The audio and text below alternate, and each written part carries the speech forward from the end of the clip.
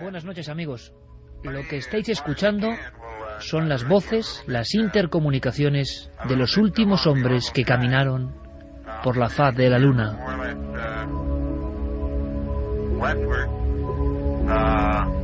Llegan hoy, después de casi 40 años, con una sensación de lejanía, de ciencia ficción remota. Fue un 7 de diciembre de 1972, el instante en que el Apolo 17 despegaba. Lo hizo, por cierto, de noche. Como comandante, Eugene Cernan, el último ser humano oficialmente que pisó otro mundo. Y siempre, desde la última visión, una sensación muy similar a la que han tenido otros compañeros del espacio, algo parecido a una epifanía, a una expansión de la conciencia. 7 de diciembre 1972. Aquel hombre se paseó por los montes Taurus, frontera entre el mar de la tranquilidad y el mar de la serenidad. Cuenta la historia del Apolo 17 que alguno de los tripulantes propuso a la NASA aterrizar en la cara oculta de la Luna, pero que desestimaron la propuesta. 35 kilómetros, 110 kilos de rocas lunares recogidas y la exploración más grande de la historia, más extensa, 22 horas pisando nuestro satélite. Después de 301 horas de viaje, regresaron. Volvieron a la Tierra, cada uno con su impresión. En aquel instante, en Estados Unidos y en Europa, todo el mundo lo tenía muy claro. Íbamos a regresar. Íbamos a conquistar ese mundo aparentemente muerto. Yo mismo soy de una generación que ha crecido con los tebeos que hablaban del año 2000 como un tiempo en el cual los coches iban a volar y las bases humanas en la Luna, incluso en otros planetas, iban a ser algo cotidiano. Y hemos visto que la tecnología ha avanzado de forma exponencial. Hemos visto en estos últimos 40 años cómo lo que parecía ficción se ha convertido en realidad. El sueño, por ejemplo, de Internet, de las telecomunicaciones, el sueño de las nuevas medicinas, de la nanotecnología. Pero, ¿por qué no hemos vuelto a la Luna? Esa es la gran pregunta, la que muchos se hacen. ¿Por qué después de aquel sueño, de aquel último paseo de un hombre en los montes Tauros, mirando la lejanía de la Tierra, por qué no se ha regresado? Y sobre esta pregunta, evidentemente, muchos misterios, que algunos aseguran que nadie ha podido despejar.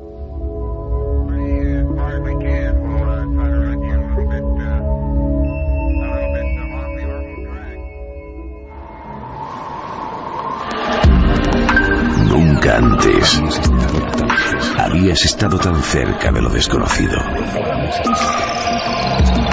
Milenio 3. Cadena Ser.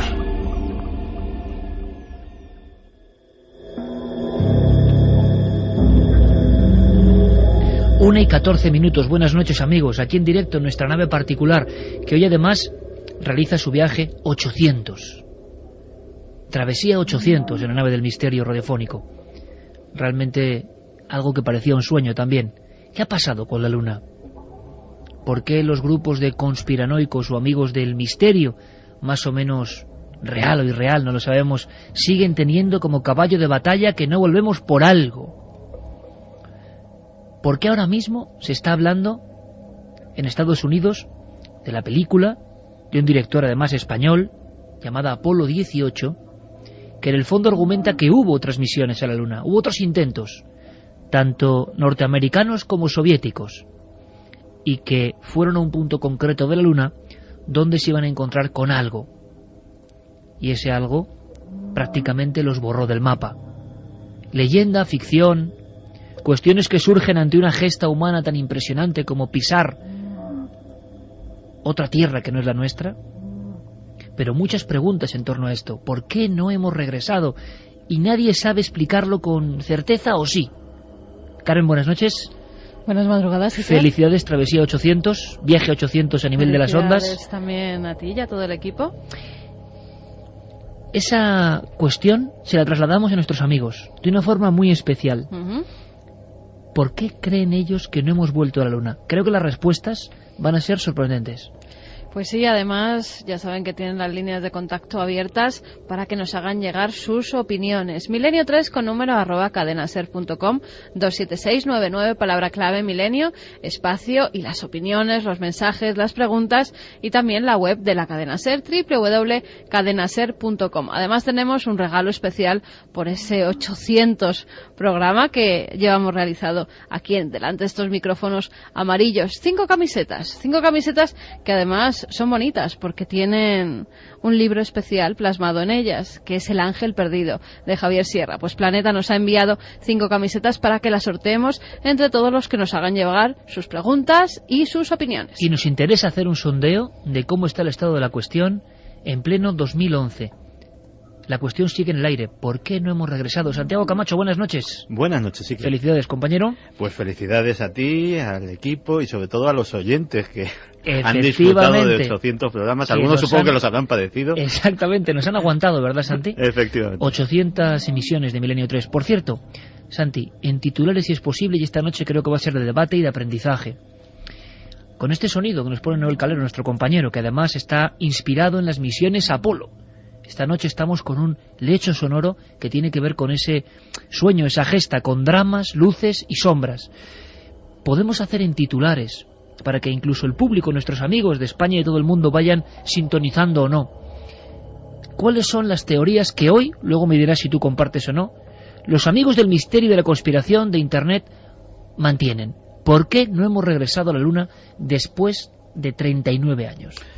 Pues después de 39 años todavía, y más ahora en el hervidero de teorías de conspiración que se ha convertido Internet, pues es motivo de controversia, y a las digamos teorías oficiales o racionales o razonables se unen algunas bastante más fronterizas, por llamarlo de alguna manera.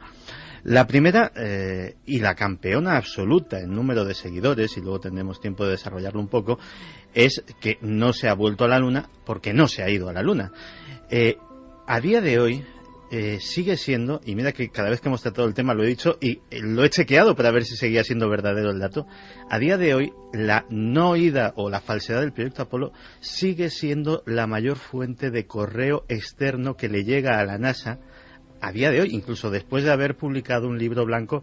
Muchos curiosos preguntando, haciendo preguntas sobre tal o cual foto, sobre tal o cual anomalía, sobre tal o cual cosa. Pero siempre conscientes de que había trampa. Efectivamente. Otros incluso profesores de primaria, de secundaria, incluso profesores universitarios que consultan a la NASA. Bueno, mis alumnos me dicen que no hemos ido a la Luna, ¿cómo les puedo convencer de que sí? O sea, ¿cómo les puedo dar unas guías correctas para entender esto?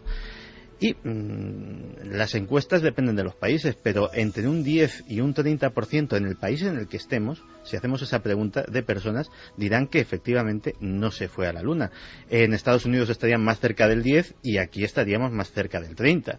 Es decir, en lugares como Cuba, por ejemplo, eso se enseña oficialmente. Es decir, que el proyecto Apolo fue un fraude es algo que se enseña en las escuelas.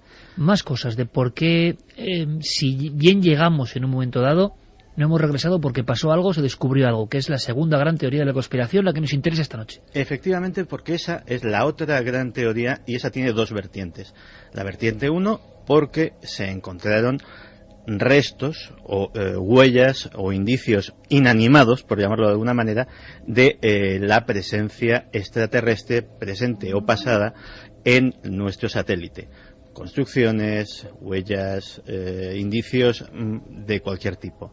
La otra vertiente es porque directamente no es que se encontraran indicios, es que se encontraron a los propios alienígenas allí, que de alguna forma amablemente les persuadieron de la poca conveniencia de que compartieran aquel espacio con ellos. Y básicamente esas son, sobre cada una hay múltiples variables, múltiples subteorías, múltiples argumentos, pero esas serían las tres grandes líneas de la teoría de la conspiración al respecto. corresponsal de Ciencia y Tecnología del diario ABC. José Manuel Nieves, compañero, buenas noches. Buenas noches, Iker. ¿Por qué no hemos regresado a la Luna después de tantos años?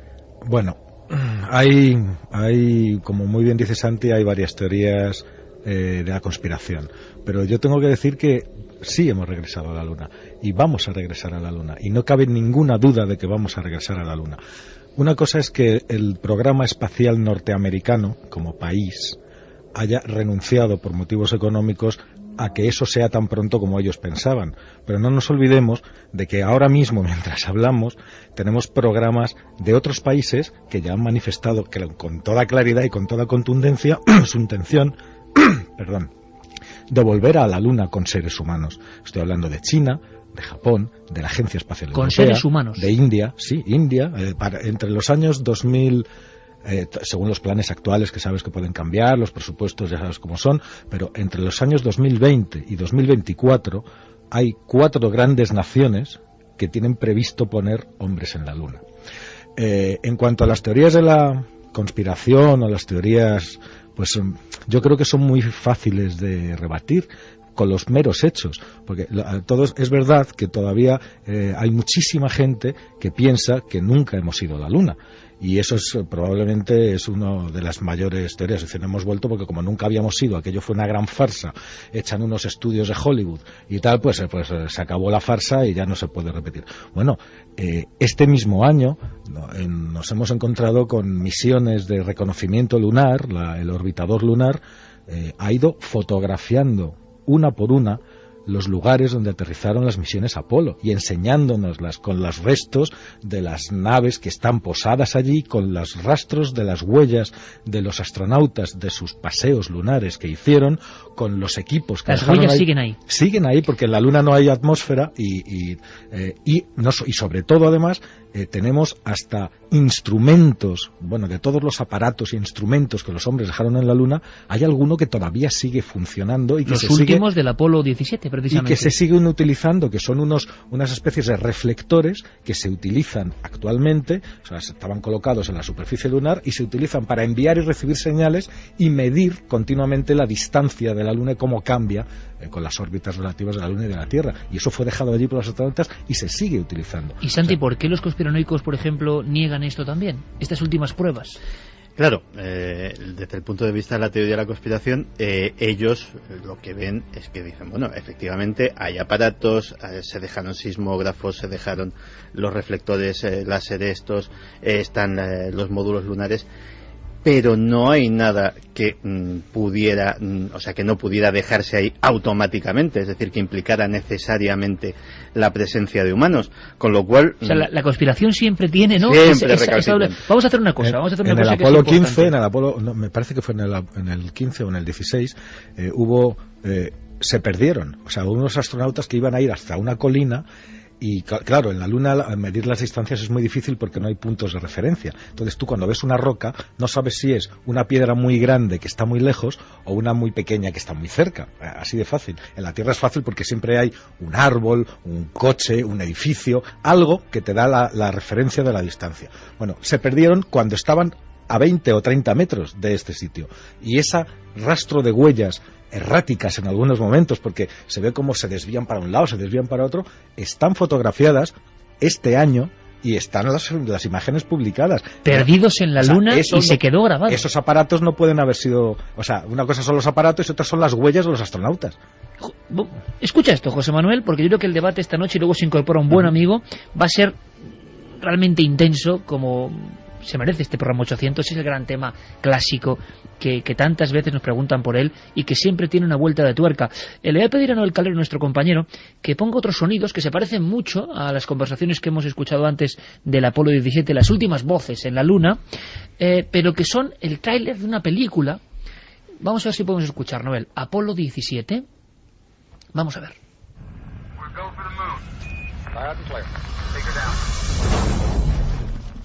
Pues con los típicos sonidos de esas intercomunicaciones, un director español genera una ficción que se está vendiendo, vamos a decirlo así.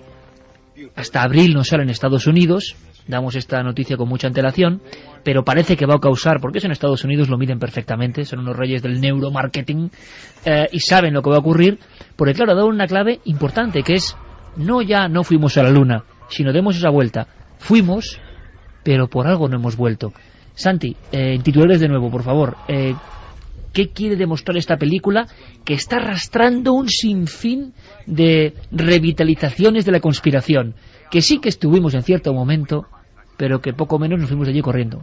Bueno, por lo poco que se sabe de lo que se ha filtrado a la prensa, de lo que se entrevé en los trailers, etcétera, etcétera, estamos hablando de una película que expone una hipotética misión Apolo 18 que por alguna razón es secreta, es decir, que no es dada a conocer a la opinión pública, que en un momento dado se tuerce. Y se tuerce porque en la Luna hay alguien más con ellos. Una de las cosas que se entrevé en el trailer y que más curiosa me ha parecido es que entre las cosas que aterrorizan a los dos astronautas que están posados en la superficie lunar, pues uno de los hallazgos que hacen en un momento dado es un módulo lunar soviético con el cadáver de un astronauta también soviético. Y pues básicamente vendría a exponer la historia de ficción que hay alguien o algo que vive en la Luna y no quiere que estemos allí. José Manuel, ¿hubo un Apolo 18 realmente? No hubo un Apolo 18, pero la misión Apolo contemplaba hasta el Apolo 20. Es decir, el último Apolo que fue el Apolo 17, como muy bien has dicho antes, pero estaban previstos un Apolo 18, un Apolo 19 y un Apolo 20. Esos últimos tres no llegaron a ir porque hubo un recorte presupuestario, que todo el mundo lo sabe, y la razón fue que los cohetes lanzadores, que eran unos cohetes gigantescos de la serie Saturn, hacía falta, la primera oleada de esos cohetes se terminaron en el Apolo 17 y había que volver a construir una segunda generación para hacer las otras tres misiones. Vino el recorte presupuestario, esos cohetes lanzadores Saturn no se construyó la segunda tanda y esas misiones quedaron borradas. Se han hecho muchos cálculos para saber cuánto les costó a los americanos hacer la misión Apolo, ¿no? Y han calculado que eran unos 25.000 millones de dólares del año 73, que convertidos, yo es la cifra que más he visto más cercana, convertidos a dólares del 2005, de hace 6 años, eran 170.000 millones de dólares. Una barbaridad. Claro, eso es lo que se gastaron. Se tenían que gastar otro tanto para continuar. Probablemente los objetivos que querían con esa misión, con ese programa Apolo, ya habían sido conseguidos con los 6 vuelos que se mandaron a la Luna y con las 12 personas que se pasearon por la Luna y con las 380 kilos de muestras que se trajeron de la Luna. Es decir, probablemente no era necesario volver ya habían quedado por encima de los soviéticos, ya se había conseguido el objetivo, era inútil continuar. ¿Por qué no hemos vuelto? No es fácil caminar por otro mundo. El regreso a la Luna, que te digo que se va a producir, es inevitable, es que vamos a ir, ¿cómo te diría? Queramos o no, vamos a ir a la Luna y vamos a ir mucho más allá, porque es la naturaleza humana. Si esta misma discusión la hubieran tenido en la España de los Reyes Católicos, pues no estaríamos en América, ni habríamos descubierto nada. Lo que pasa es que quizá José Manuel sorprende la cantidad de viajes entre el 69 y el 72, y luego ese lapso de tiempo... Claro, no, pero cuando tú pones en marcha un programa que fue hecho en un tiempo récord, porque el programa Apolo se concibió en la administración anterior a la de Kennedy, que era Eisenhower, y que fue en el año 60, pero en el año 61 fue el famoso discurso de Kennedy, cuando dijo tal, y dijo, a finales de esta década vamos a poner hombres en la Luna y van a ir y volver. Y efectivamente, en julio del 69... fue el Apolo 11, que fue la primera misión a la Luna, y como estaba toda la infraestructura montada, pues durante esos 3 años, entre el 69 y el 72, se enviaron 6 cohetes. Alguno tuvo problemas, como el famoso Apolo 13, que todos hemos visto en la película, pero resultaron muy bien. Y una vez regresado, habían gastado uno de los elementos más costosos, que son los cohetes lanzadores, y se planteaban, ¿para qué seguir mandando más misiones? El paso siguiente es, y va a ser, un asentamiento en la Luna. Para eso todavía tenemos que ir y hay que resolver algunos problemas técnicos. No es lo mismo ir, pasarse unas horas allí y volver, que ir para estar y un tiempo. establecerse allí. Pero ese es el objetivo, y si quieres luego podemos hablar de los planes que hay muy concretos para hacer esto. Ahí la misión Constellation de la NASA ha sido cortada, preveía que estaríamos en la Luna en el año 2018, pero por motivos presupuestarios ha sido cortada, pero existe el programa Aurora, que es de la Agencia Espacial Europea, que sigue diciendo que en el año 2024 vamos a tener hombres en la Luna. Luego lo vamos a aguantar, José Manuel, a ver qué va a pasar con eso y si va a cumplir la profecía de volver a la Luna. Quiero que escuchéis una cosa que entra de lleno en lo que serían los misterios de la Luna. Una conversación apócrifa que nadie sabe exactamente cuál es esta historia, y entramos dentro de una serie de hechos que incluso algunos científicos admiten, hechos extraños que ocurren sobre la Luna y que han dado mucho de sí en el mundo del misterio y que algunos argumentan como base para esa especie de huida. Y ahora presentamos a nuestro compañero José Lesta, que nos va a escuchar desde La Coruña. Él hizo el libro Conspiración en la Luna, que trataba todos estos asuntos hace unos cuantos años. Pero la conversación, a ver qué te parece, José Manuel, con esa voz típica de los astronautas, pero en este caso en la voz de Carlos Largo y Fermín Agustí, astronautas especiales radiofónicos en este caso, para que la entendamos perfectamente en castellano. Una conversación que decía lo siguiente. Afirmativo, lo tenemos. ¿Pero qué es eso? ¿Tienen una explicación para aquello? No la tenemos, pero no se preocupen, continúen con su programa. Dios mío, es realmente impresionante, es fantástico, nunca podrían imaginarlo.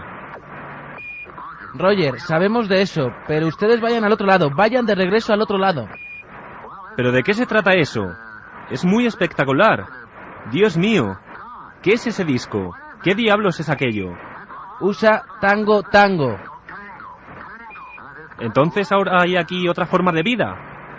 Roger, te estamos diciendo que cambies la comunicación.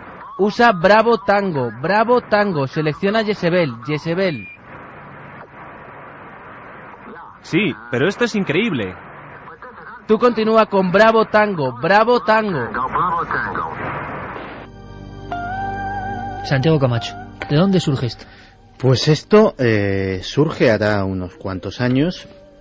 La fuente es absolutamente desconocida. La fuente teórica es un operador de radio que consigue interceptar alguna de las emisiones del programa Apolo y descubre esto precisamente en aquellos minutos en los que y aquí hemos tratado alguna vez el tema, en los que todos los periodistas son echados a la carrera del centro de control y se queda aquello absolutamente en la intimidad de los operadores de NASA y los astronautas, y que vendría a llenar ese espacio de tiempo.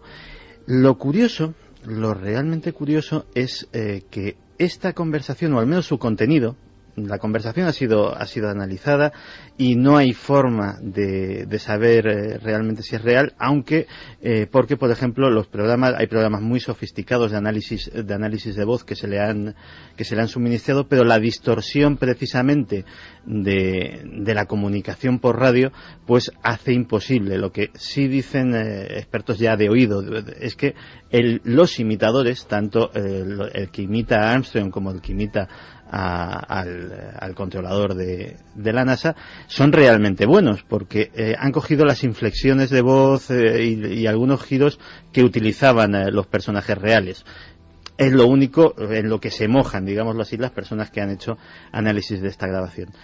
Lo que sí que me parece realmente curioso es que el contenido, insisto, no tanto el documento en sí, venía avalado por un personaje que los amantes, sobre todo los amantes veteranos del misterio, conocerán bien, que es Maurice Chatelain. Maurice Chatelain, dentro de nuestro ámbito, se hace famoso por un libro que es En busca de nuestros antepasados cósmicos, que es un libro en el que se postula la posible visita en tiempos remotos, en tiempos antiguos, pues como Eric Bogdanich, como tantos otros autores, de extraterrestres a la humanidad, al planeta Tierra. Pero lo curioso de este personaje es que él había estado trabajando para NASA.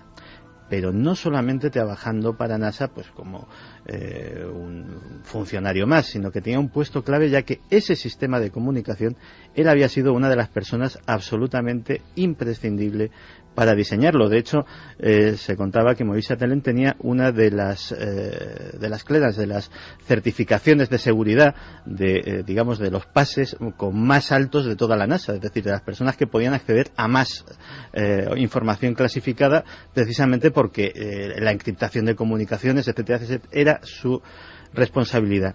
Y él es el primero realmente en decir que lo que no se ha dicho de la misión del Apolo 11 es que se encontraron con algo, se encontraron con objetos, que esas conversaciones fueron censuradas, que él mismo tuvo ocasión de escucharlas, y eso es, digamos, el aval más potente que tiene esa teoría, básicamente por la implicación en el proyecto Apolo del personaje del que estamos hablando. José Lesta, La Coruña, buenas noches. Hola Iker, buenas noches y enhorabuena por los 800 programas. Me alegra mucho saludarte, José. Tú has sido parte importante de muchos de los programas. Hiciste un libro hace ya 4 años, Cómo pasa el tiempo, Conspiración en la Luna, y ahora sigue revivificándose todo esto con la presunta aparición próxima de una película que es Apolo 18, sobre por qué no hemos vuelto, qué pasó exactamente allí. En estos años, después de tu libro, de investigar, de indagar sobre esto, no sé si tu opinión ha variado, o si puedes aportarnos datos, ¿qué crees que es lo más importante para suponer, aparte ahora de todos los argumentos científicos puros y duros que traerá José Manuel Nieves, que algo ocurrió allí en la Luna? Primero, si tú crees que realmente se fue a la Luna, y segundo, si pasó algo que tiene que ver con todo lo que los conspiranoicos en todo el mundo, además, y con mucha fuerza defienden.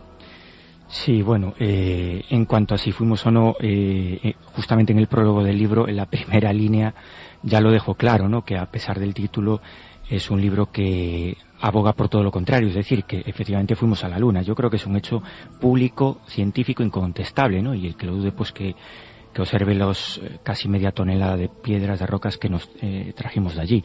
No solo americanas, los rusos también con las Lunik hicieron muchas cosas, ¿no? Eso por una parte. Otra cosa es si nos contaron todo lo que realmente pasó allí, no solo en la Luna, sino incluso en el interludio, ¿no? Es decir, en los trayectos de ida, ¿no? Y de eso incluso hay informes, ¿no? Y en ese sentido es curioso porque la visión de los apoloescépticos, que fundamentalmente se radican en Estados Unidos, ¿no? La visión de los que niegan que los americanos hubieran estado allí, pues son un grupo de presión muy interesante, porque lo que están haciendo a lo largo de los años es sacando datos, incluso tirando del hilo, ¿no? En algunas conversaciones con expertos, con técnicos de la NASA, con gente como Maurice Chatelain, Otto Binder y otras personas, que lo que nos están dando son piezas del puzzle, versiones que no teníamos, datos que no teníamos de esos viajes que ellos niegan, pero que, pues gracias a ese grupo de presión, digamos, ¿no? En Estados Unidos y en otros sitios, pues están haciendo que salgan ciertos datos. De todas formas, en cuanto a si realmente pasó allí algo fuerte, como decís al principio, ¿no? En el sentido de que se encontraron con algo inesperado, ¿no? Yo no he variado de opinión tampoco, mantengo lo que en su día escribí en el libro, ¿no? Y es que hay una serie de versiones apoyadas por técnicos de la NASA. La de Alan Davis yo creo que también es muy significativa y es muy interesante, ¿no? Es una pena porque son algunos de ellos personas que ya no están entre nosotros y que no pueden seguir refrendando lo que decían, ¿no? Y que nos siguen diciendo eso, que tenemos que ser un poco humildes, ¿no? Y que tenemos que tener la mente abierta, porque quizás no tenemos que olvidar que fueron misiones militares y había una estrategia política muy clara, ¿no? De hecho, la carrera armamentística y la Guerra Fría estaba ahí. Y eso significa que probablemente muchas cosas aún no las sabemos. Que siguen bajo el secreto, ¿no? Claro, tampoco es casualidad, Iker, por ejemplo, que muy cerca de la sede de la CIA en Langley, pues la NASA tuviera unas instalaciones subterráneas, en parte subterráneas, ¿no? Donde 4 años antes del aterrizaje pues ya hacían allí entrenamientos con los astronautas, entrenamientos conocidos, son datos conocidos, ¿no? Donde hacían filmaciones, fotografías, hacían una especie de simulaciones con grandes decorados, algunos de más de 50 metros de altura, donde se simulaba la superficie lunar, incluso el módulo lunar y otra serie de características con una fidelidad absolutamente increíble, con artistas, con técnicos en fotografía de los mejores del país, etcétera. Es decir, si ese material, por ejemplo, después, a modo publicitario, porque no olvidemos, insisto, que era una guerra también contra los soviéticos, era una guerra de imagen y publicitaria, ¿no? Se usó, aparte de ir allí, se usó en parte para embellecer, para realzar más las misiones, también es algo que yo creo que es un misterio histórico que está por resolverse y que estoy convencido que nos dará muchas sorpresas en el futuro. Santi, ¿queréis apuntar algo? Sí, de hecho, hay imágenes relativamente fáciles de encontrar para cualquiera que las busque por internet, de esos entrenamientos en los que se ve efectivamente esos enormes, vamos a llamarlos platós, en los cuales efectivamente pues había rocas, había dunas, había módulos lunares. Incluso recuerdo una foto de unos artistas, porque no se les puede denominar de otra forma, pintando un enorme disco lunar para simular la aproximación, un disco que tendría por 5 o 6 metros de diámetro, con toda la superficie de la Luna detallada con pinceles casi milimétricos, es decir, toda la cartografía que se sabía. Y la existencia de esas imágenes ha dado pie a que muchos apoloescépticos, muchos personajes que defienden esta teoría digan: aquí está la prueba, este era el plató y había ruinas lo tenían en sus platos. ¿Había ruinas? No había ruinas. Quiero que José Manuel escuche muy atentamente estos documentos que quizá no he escuchado antes. Es verdad que yo creo que fueron una exclusiva periodística muy interesante. Se comprobó que Alan Davis fue uno de los técnicos que seguían esas señales de la NASA desde la isla de Antigua. Le debemos esta exclusiva en su día a dos buenos amigos, Pepe Ortiz y José Luis Hermida, grabando. Al parecer él afirma que vio algo que no se emitió al resto del mundo, y me gustaría mucho, en debate ya abierto, que tanto José Manuel como Santiago como José Lesta, nosotros, Carmen, tú y yo estamos aquí simplemente escuchando en este momento, aprendiendo. ¿Qué opináis? ¿Cómo os llega esto? ¿Puro delirio? ¿O hay una base real? Algo que sigue ahí secreto en un entramado que efectivamente, como me ha dicho José Lesta, es que era un mundo militar. Escuchamos a Alan Davis hace unos 20 años aproximadamente, con cosas que son realmente escandalosas. Alan Davis. Lo que puede decir ruinas de una civilización que existía hace un millennium de años o qué sé yo, puede ser medio millón o 1 millón de años, pero lo que fue ruinas. Algo más, Alan Davis precisó en aquella entrevista, él volvió a Sevilla, de alguna forma se casó con una española, pudimos conocer a su esposa. Esta entrevista, pues la verdad es que era un Alan Davis relajado, pero que había tenido cargos importantes dentro del organigrama de la NASA. Alan Davis hablaba de que no solo había ruinas, lo decía él, sino que había fragmentos de esas ruinas que llegaron a ser analizadas.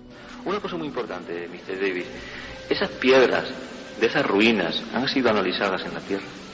Sí, han traído fragmentos de ellos y han hecho un análisis completo. ¿Lo conoce? ¿La conoce usted? No, yo no he visto los análisis. Lo sé que han hecho perfectamente.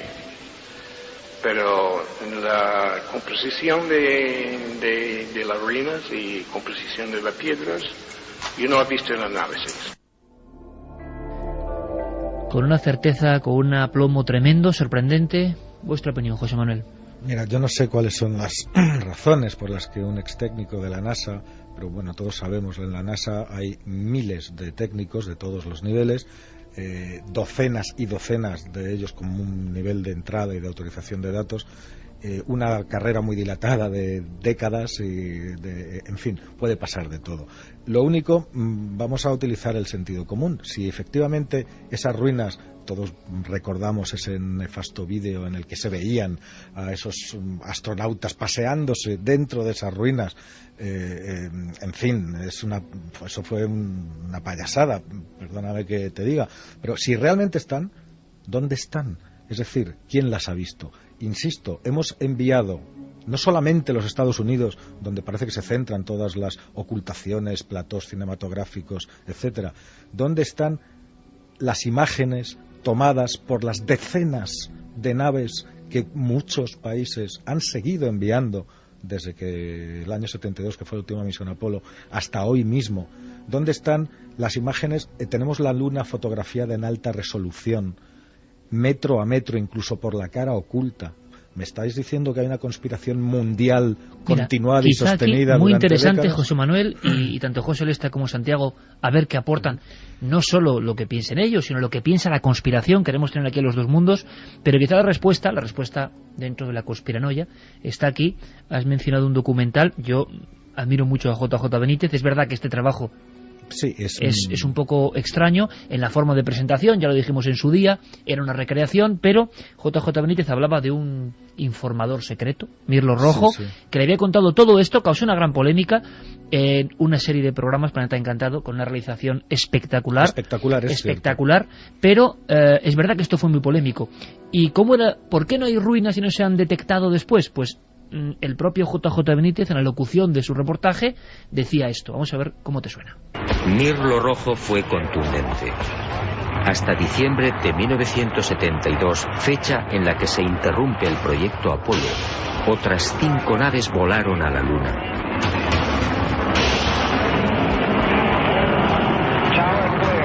Y volvieron a filmar construcciones.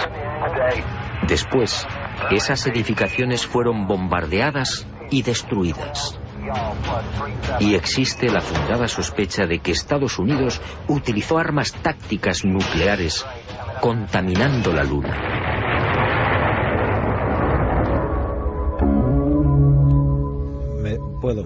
A ver, si una bomba nuclear o termonuclear estallara en la Luna, lo veríamos todos en la Tierra, incluso a pleno día.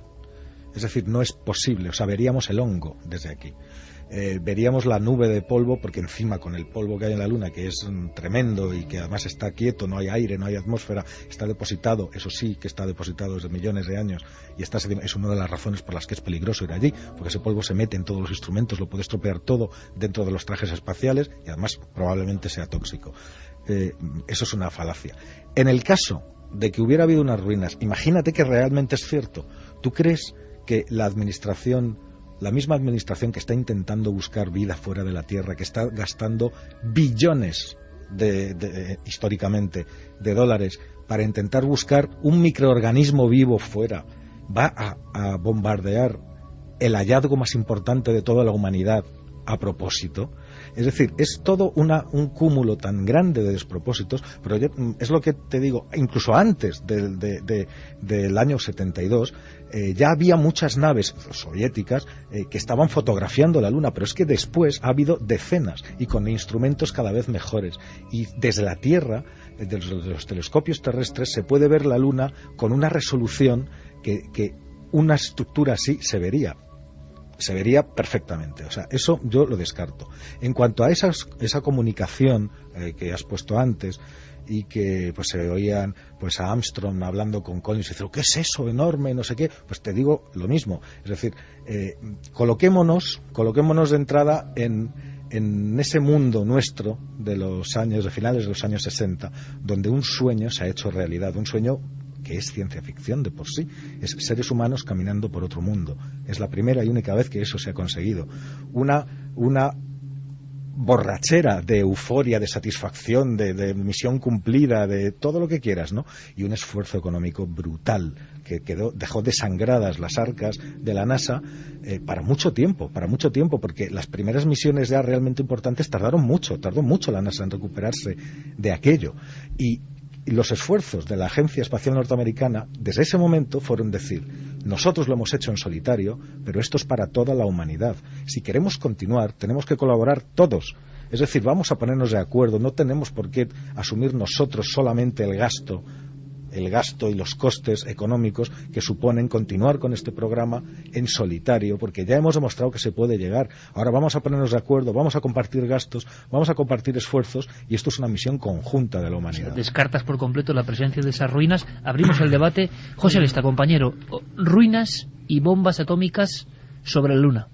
Pues mira, en cuanto al tema del armamento nuclear táctico y tal, soy de la misma opinión, es decir, y hablo más como bueno, por mi formación, que es de tipo científica, que como investigador del misterio, ¿no? Y de lo insólito. Es decir, seríamos testigos, y si no, pues todos los radiotelescopios y muchos observatorios del mundo, pues hubieran sido testigos de la detonación, ¿no? Por muchos motivos. Pero fíjate que siempre que hay un rumor, yo creo que nos ha pasado en muchas investigaciones, ¿no? Siempre que oyes un rumor, siempre que algún técnico, alguna persona involucrada en algún departamento, en algún proyecto, ha oído algo, es porque quizás algo hay, ¿no? Es un poco parecido a lo de las leyendas. En cuanto al tema del armamento nuclear en el espacio, que es algo que siempre se ha negado, ¿no? Que hubiera armas nucleares orbitando en cierto momento, o incluso que hubiera proyectos para hacer algo parecido a lo que dijo Juanjo Benítez en la Luna. Fíjate que, sin embargo, casi 50 años después, medio siglo después de que el año 58 la USAF, las Fuerzas Aéreas Americanas, y posteriormente la NASA, pues financiaran un proyecto muy parecido para usar armas tácticas nucleares en la Luna, pues nos enteramos, ¿no? Medio siglo más tarde, de que eso fue un proyecto, donde incluso estuvo involucrado gente como Carl Sagan, que entonces, bueno, Carl Sagan nosotros lo conocemos como uno de los mejores divulgadores, y lo fue, ¿no? Científicos del siglo, pacifista, convencido además, y sin embargo le pareció un proyecto al joven Carl Sagan, entonces desconocido, viable, posible, que apoyó, y que es más, incluso, bueno, él se encarga de hacer una serie de cálculos precisamente sobre el hongo, ¿no? Que comentabais antes, hasta qué punto se esparciría en el espacio, etcétera. Incluso apoyó la idea de analizar el hongo nuclear de la explosión para saber si había microorganismos vivos, porque entonces la mayor parte de la comunidad científica, o al menos los que más presionaban, entre los Carl Sagan, pensaban que probablemente podía encontrarse en la Luna y en otros cuerpos del sistema solar microorganismos de ese tipo. Estábamos a principios de los años 60. Y nos hemos enterado ahora, compañero José Lesta, 50 años después. Es curioso esto, y hago esta postilla simplemente en este instante, porque esta noche tenemos información que llega de Estados Unidos con Javier del Pino, de experimentos con seres humanos, experimentos médicos que han salido ahora 50 años después. Esta noche, en la que también tenemos Túnel del Tiempo, con un tema clave además, hablan los exorcistas, historia de la radio española, va a ser increíble, pero esa sensación de que oficialmente es imposible, y luego José Manuel Santi, 50 años después nos enteramos de cosas que eran... Hombre, vamos. El proyecto que dice José, que es el proyecto A119, estaba efectivamente implicado Carl Sagan, pero realmente la motivación tenía poco de altruista. O sea, piensa que básicamente toda la carrera espacial se basa en una cosa, que es que la Tercera Guerra Mundial se iba a combatir con cohetes. El que demostrara que su capacidad bélica a la hora de disparar misiles era mayor que la otra, daba un puñetazo encima de la mesa importante, y a los generales norteamericanos se les ocurrió la feliz idea de decir, pues, como muy bien dice José Manuel, ¿qué mejor sitio para hacer una prueba nuclear que la vea todo el mundo y que todo el planeta se sienta sobrecogido de nuestra capacidad militar que la Luna? Y el proyecto siguió adelante durante mucho tiempo, hasta que finalmente pues alguien con un poquito de cabeza terminó determinando que era una barbaridad. Pero hasta ahí estoy de acuerdo con José Manuel en el tema de la bomba atómica. Sí puede haber todavía cosas grandes que se nos escapen sobre la superficie de la Luna. De hecho, esta misma semana se ha encontrado una cueva de una milla de grande, es decir, y que no se había visto hasta ahora. Es decir, esta semana se ha descubierto una cueva en la Luna. De un tamaño... Bueno, no es esta semana. Bueno, se va a conocer. Sí, se va a conocer. Bueno, son las famosas cuevas lunares, que son agujeros que precisamente, como hablando de bases lunares, son los lugares más adecuados, porque no es la única, hay muchas, son canales como de lava, que han excavados dentro de la superficie, y que son refugios naturales donde, si tenemos que hacer una base en la Luna, que uno de cuyos problemas es los rayos cósmicos, que estamos desprotegidos porque no tiene campo magnético, no tiene atmósfera, no tiene nada, ahí hasta los micrometeoritos, pasa un poco como en el espacio, caen directamente a la superficie, no son desintegrados en la atmósfera, pueden agujerear trajes espaciales, equipo, todo. Bueno, pues esas cuevas, precisamente como esta que está diciendo Santi, son los primeros candidatos a albergar una base... Claro, pero Santi, José Manuel, creo yo, mete el dedo en la llaga en el sentido de igual no conocemos tan bien la Luna, porque esto no se había visto hasta antes prácticamente desde semana, claro, ¿no? Puede ser, pero es que es un planeta, vamos, es un satélite muy grande, pero a lo que yo me refería es una cosa que ya se supone que la han visto los astronautas, que se sabe exactamente dónde está. Entre agencias espaciales no hay engaño, saben perfectamente dónde estuvieron y cuándo estuvieron. Una estructura de este tipo no se habría podido escapar de las cámaras de muchísimas otras misiones que han estado allí. Es decir, que aparezca una estructura desconocida, una cueva o lo que sea, en otro lugar, pero en los lugares de exploración, que es de lo que estamos hablando, y en los entornos de los lugares de exploración, eso está recogido al milímetro. Además, insisto, este mismo año hemos sido testigos de las imágenes en alta resolución de la sonda LRO, que es la sonda de reconocimiento lunar orbital. Hemos visto otra vez los sitios con los restos de las naves. O sea, no hay ni restos ni de bombardeos, ni de ruinas, ni de rocas rotas, ni de nada. Está lo mismo que estaba, es decir, con las mismas banderas plantadas en los mismos sitios, con las mismas huellas impolutas como estaban hace 40 años, porque ahí no hay una mota de aire que borre esas huellas. Está todo como se dejó. Y Santi, ahí me puedes contar en un minuto, porque quiero escuchar al público, a nuestro público, al que lleva 800 programas soportándonos, porque sé que este tema les enerva especialmente, para bien y para mal. Y luego repetimos vías de contacto, porque la única pena hoy es que ha fallado el servidor donde alojamos nuestra encuesta. Me interesaba mucho la encuesta de esta noche, ¿verdad? Precisamente de por qué no hemos vuelto, sí, ¿verdad? ¿Por qué no hemos vuelto a la Luna? Puede que Guillermo León la tenga para que hagamos esa suma durante la semana. Santi, ¿me puedes decir nada en medio minuto para volver en la segunda hora, antes del túnel del tiempo con el exorcismo? ¿Qué misterios, puros misterios, siguen siendo un reto en la Luna para los investigadores hoy? Misterios, hablamos de fenómenos extraños. Hombre, hay todavía una cosa que no la hemos mencionado, pero es que la Luna es el lugar donde mayor número de ovnis documentados por astrónomos profesionales se han visto. Y claro, esta afirmación puede llamar al asombro, decir, bueno, ¿qué está diciendo este hombre? No, es una cuestión de terminología. Hay una cosa, que José Manuel la conoce perfectamente, que son los fenómenos transientes lunares, que en puridad son objetos que vuelan sobre la superficie de la Luna y no están identificados. ¿Y eso está pasando? Y eso lleva pasando siglos. Vamos a hablarlo después. Vale. Santi, perfecto. Me parece un elemento fundamental. Escuchemos ahora a los amigos y amigas de Milenio 3. Pues fíjate, Silvia nos dice: no hemos vuelto a la Luna porque nunca hemos ido.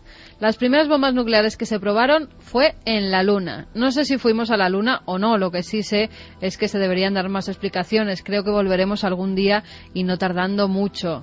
Opinaba Monse desde Asturias.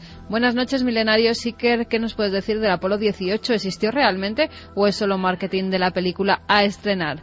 Nos lo preguntaba Miquel de Huelva. Pero en nada, en titulares, existió, realmente estaba proyectado, pero nunca se construyó. Estaba proyectado, no se construyó el cohete lanzador. Los módulos probablemente habrían sido los mismos. Se interrumpió la misión. Estaban proyectados hasta el Apolo 20. ¿Cómo que veríamos el hongo nuclear? ¿Y qué pasa con la cara oculta de la Luna? Siempre vemos la misma cara por la rotación, la Tierra tiene 2 movimientos y la Luna 3. ¿Cartografiada por completo la cara oculta de la Luna? Sí, entera, porque tenemos varios orbitadores en la Luna que van en la cara que nos apunta hacia la Tierra y en la cara opuesta, exactamente, de la misma manera. Alberto desde Coslada dice que se resiste a creer que el trabajo de Juan José Benítez fuera un montaje. Sí, bueno, pero era una recreación, evidentemente. Una recreación, además, dicho por él y contratado en un estudio español que está en Bilbao. Sí, o sea que no hay ningún problema. Lo que siempre, yo repito mi admiración por JJ Benítez, pero es verdad que la forma de presentar el programa en televisión española causó un impacto tremendo porque nadie entendía si eso era verdad. Porque ponía imágenes inéditas. Claro, y eso de inéditas verdad eran porque no habían salido nunca a la luz, pero no que fueran verdaderas y grabadas en la Luna. Exactamente. Sino en un plató. Teresa nos decía, ¿es cierto el vídeo que corre por YouTube en el que se ve a los astronautas del Apolo y algunos objetos voladores no identificados? Objetos volantes no identificados junto a astronautas, ¿sí o no, Santi? Sí, y o sea, no junto a astronautas, pero sí te puedo decir que en las propias grabaciones de las misiones Apolo hay ciertos pasajes, sobre todo en los pasajes orbitales, en la recuperación del módulo lunar del Apolo 14, creo recordar, en los que aparecen a fondo de plano esferas, objetos no identificados, que sí, evidentemente, ovnis son porque son objetos, vuelan y no tienen identificación. Repite vías de contacto rápidamente, Carmen, porque oportunidad de preguntar. Palabra clave Milenio, espacio vuestros mensajes, milenio3 con número @cadenaser.com y www.cadenaser.com. Importante porque a la versión más conspiranoica y a la más científica podéis preguntar esta noche cuestiones que siempre están ahí, ¿verdad? ¿Y qué son esos fenómenos transitorios de alguna forma que ocurren en la Luna? Vamos a explicar, vamos a intentar llegar a la cuestión raíz. ¿Por qué no volvimos? Voces del último viaje. Y es curioso porque estamos comprobando, gracias a vuestra participación, amigos, que sigue absolutamente enraizado el asunto, no ya de qué pasó en el último viaje a la Luna, sino en la posibilidad, evidencia para muchos, de que nunca fuimos a la Luna. Llevamos prácticamente una década en estos mismos micrófonos, hemos tocado el asunto en alguna ocasión, y al revés, en vez de crecer la voz de los que opinan que fue una engañifa, parece que ha aumentado exponencialmente. Y es curioso porque al mismo tiempo, yo lo digo como observador, parece que hay elementos evidentes que uno puede consultar para comprobar los hechos, como contaba ahora José Manuel Nieves. ¿Por qué algunas creencias arraigan tan fuerte? Incluso en personas, hay que decirlo, de talante escéptico, escépticos para otras cosas del misterio, pero que sin embargo, cuando les preguntan por el tema de la Luna, saltan como un resorte. ¿Un antiamericanismo? ¿Una negación de algo que parecía un sueño y que no se acaba de concebir? Personas, repito, a veces con talante incluso científico. Hemos preguntado, por ejemplo, al que fuera director de viajes espaciales y de misiones espaciales en España de la NASA, sobran presentaciones, Luis Ruiz de Gopegui, buen amigo de este programa, que siempre nos ha atendido maravillosamente, pues lo básico, ¿qué opina usted, por ejemplo, de estas conspiraciones, de por qué no hemos regresado, de qué vieron los últimos astronautas sobre la Luna? Responde él y responde uno de los grandes especialistas científicos en Marte, Francisco Anguita, personas que han investigado a fondo. Sus reacciones son casi lógicas, pero quiero que las escuchéis. Regresar a la Luna es un paso muy importante para nuestro programa espacial. Establecer una presencia humana en la Luna podrá reducir considerablemente los costes de otras exploraciones espaciales, permitiendo incluso misiones mucho más ambiciosas. Podemos usar el tiempo de la Luna para probar y desarrollar nuevos proyectos y sistemas tecnológicos que nos permitan trabajar en ambientes desafiantes. La Luna es un paso lógico para nuestro progreso y éxito.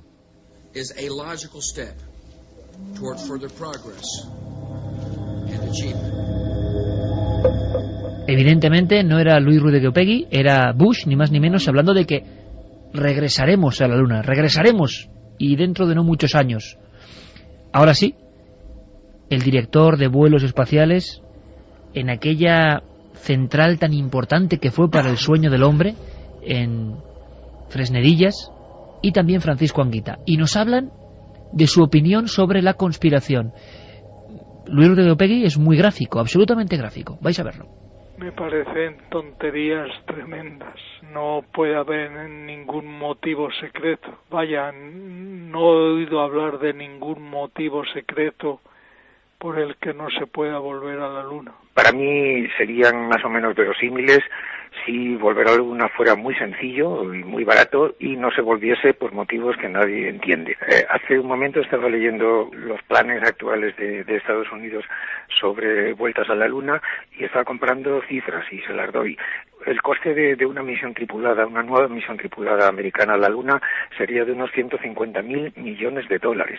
Y sin embargo, el coste de una misión robótica avanzada, incluso con un robot con forma humanoide para que tuviera buen aspecto para los medios, sería de unos 200 millones de dólares. O sea, comparamos 150.000 con 200.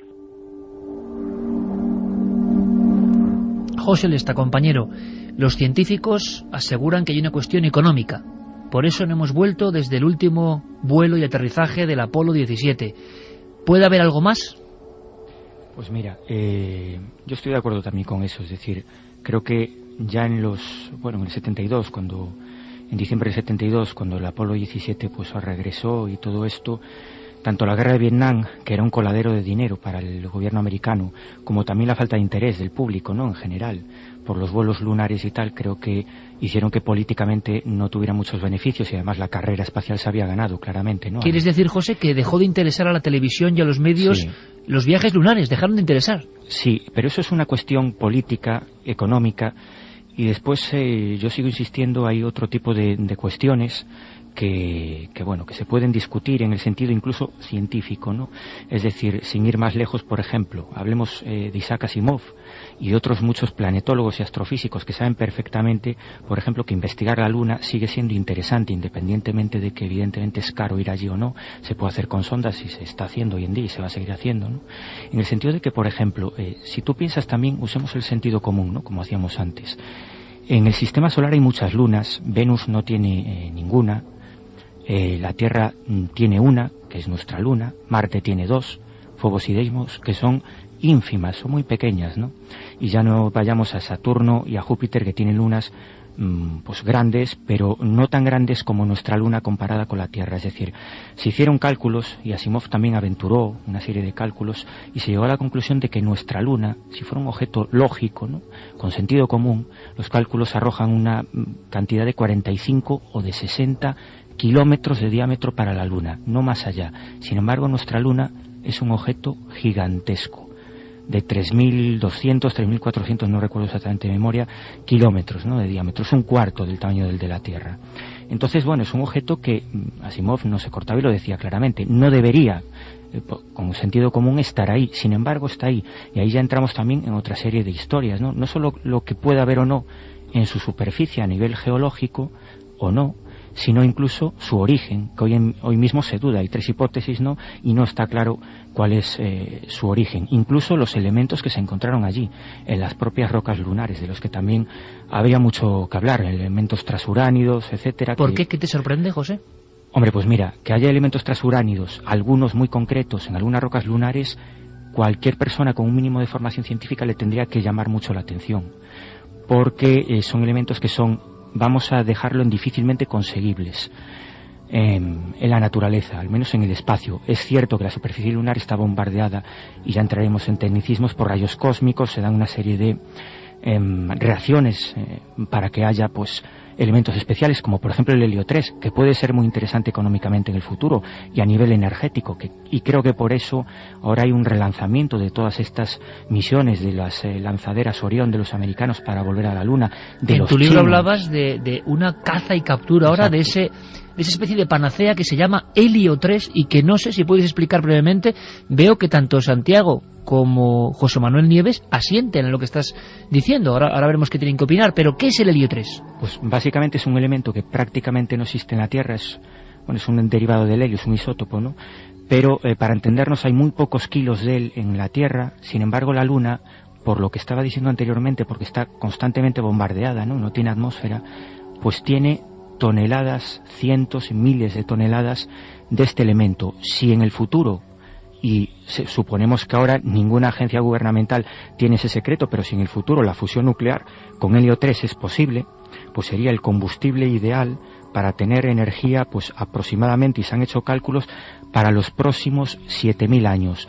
Para que nos hagamos una idea, Iker, un ejemplo, ¿no? En los transbordadores espaciales, una sola carga de helio 3, creo que son 25 toneladas, aunque ahora Obama, pues con los recortes, se ha cargado también el programa de las lanzaderas. Bueno, pues si pudieran, hipotéticamente, que no lo pueden hacer, pero si pudieran ir a la Luna, cargar y volver, pues con esas 25 toneladas Estados Unidos tendría energía eléctrica para todo un año. Es decir, que estamos hablando de algo muy importante, y que quizás por ello los chinos están apostando muy fuertemente. De hecho, la última rueda de prensa que dieron tanto el jefe del proyecto lunar chino como uno de los departamentos científicos de energía nuclear de China, pues hablaban en ese sentido, de que estaban haciendo una cartografía de la Luna para saber realmente hasta qué punto en su superficie hay esa inmensa cantidad de helio 3, esa sustancia tan importante que puede ser decisiva y clave para el futuro. Y si eso es así, si todo ello es tan importante y hay que volver a la Luna por eso y por muchas otras razones, fundamentalmente al polo sur y al polo norte lunar, que es donde parece que hay también pues mucha luz, abundancia de luz, lo cual nos permitiría pues colocar paneles y colocar bases permanentes. Bueno, pues si eso es así, también retomaría importancia algo que en la carrera espacial y en los proyectos Apolo era también vital, y por eso también antes hablamos de armamento atómico, que es que sería muy importante para todas esas potencias que si no directamente, sí indirectamente colocaran armamento en el espacio, porque el primero que explote esa energía evidentemente tendrá un poder y un control muy importante de cara al siglo XXI. Y estamos hablando de la hegemonía y de un problema energético que, bueno, lo estamos viendo hoy en día, ¿no? Es bastante importante para todos los países. Santiago, José Manuel, ¿asentíais? Sí, porque es muy interesante esto que cuenta del helio 3, porque es absolutamente cierto, puede ser uno de los combustibles del futuro. Y es verdad que en la Tierra es muy escaso y que en la Luna es muy abundante, pero la razón por la que esto es así, y está ligada también a este gran tamaño, de hecho la Luna es el satélite cuyo tamaño relativo con respecto a su planeta es mayor, es desproporcionadamente grande. Bueno, pues de las tres teorías a mí me gustaría contar de cuál es la más plausible y la que ahora mismo la mayor parte de los científicos apoyan sobre la formación de la Luna. Y es que hace unos 4.200, 4.300 millones de años, un planetoide, un planeta, un meteorito del tamaño de un planeta, o sea, probablemente del tamaño de Marte, impactó contra la Tierra, que se estaba formando, y literalmente le arrancó un trozo, que es el agujero gigantesco que hay en la cuenca del Pacífico. El impacto podéis imaginaros cómo es decir, Marte es un planeta más pequeño que la Tierra, es como de un tercio de la Tierra, una cosa así. Bueno, pues chocó contra la Tierra y provocó un cataclismo en una Tierra que todavía estaba en formación. Entonces un montón de material del interior de la Tierra salió disparado del espacio y se condensó. Esta teoría es del año 67 y la primera vez que la dijeron en una unión de astrónomos internacional, la gente se reía, pero después se ha demostrado que efectivamente coincide mucho. Y todo el helio 3 que estaba oculto o atrapado en las capas interiores de esa Tierra en formación fue una de las cosas que salió disparado y quedó condensado en la Luna. La misma gente que se reía seguro que ahora lo da por certeza absoluta. No, sí, es entre las varias teorías sobre la formación de la Luna, que es bastante rara, como satélite es muy raro, pues esta es la que cuenta con más apoyos ahora mismo, la de un gran impacto con un planeta, con un objeto del tamaño del planeta Marte. Es raro, José Manuel, que sea tan grande respecto a la Tierra. Claro, es raro porque las teorías de formación, fíjate, todo el sistema solar, todos los planetas que hay en el sistema solar se formaron a partir del material sobrante de la formación del Sol, que es la estrella. Pero el Sol, él solito, tiene el 98% de toda la materia que hay en el sistema solar. Todos los demás planetas no llegan al 2%. Esa es una proporción lógica. Y la desproporción Tierra-Luna, claro, es demasiado extraña. Júpiter, que lo estábamos citando antes, los satélites de Marte son muy pequeñitos comparado con el planeta. Júpiter es un planeta enorme y tiene muchos satélites. Saturno es otro planeta gigantesco y tiene por lo menos 60 y tantos satélites. Pero ninguno de ellos compite con el propio Saturno en cuanto a tamaño. No llega a esta proporción que llega a la Luna. La Luna es un satélite especial, absolutamente especial y único en todo el sistema solar. En la teoría del impacto, que es la que ahora mismo, te digo, más seguidores tiene y más pruebas tiene, nos dice que se formó de esta manera y además es coherente porque todo lo observado en la Luna y en la Tierra coincide. Hablando de observaciones en la Luna, el último expediente X lunar, de alguna forma, del que se está escribiendo mucho, son los TLP. Santi. Los fenómenos transientes o transitorios lunares.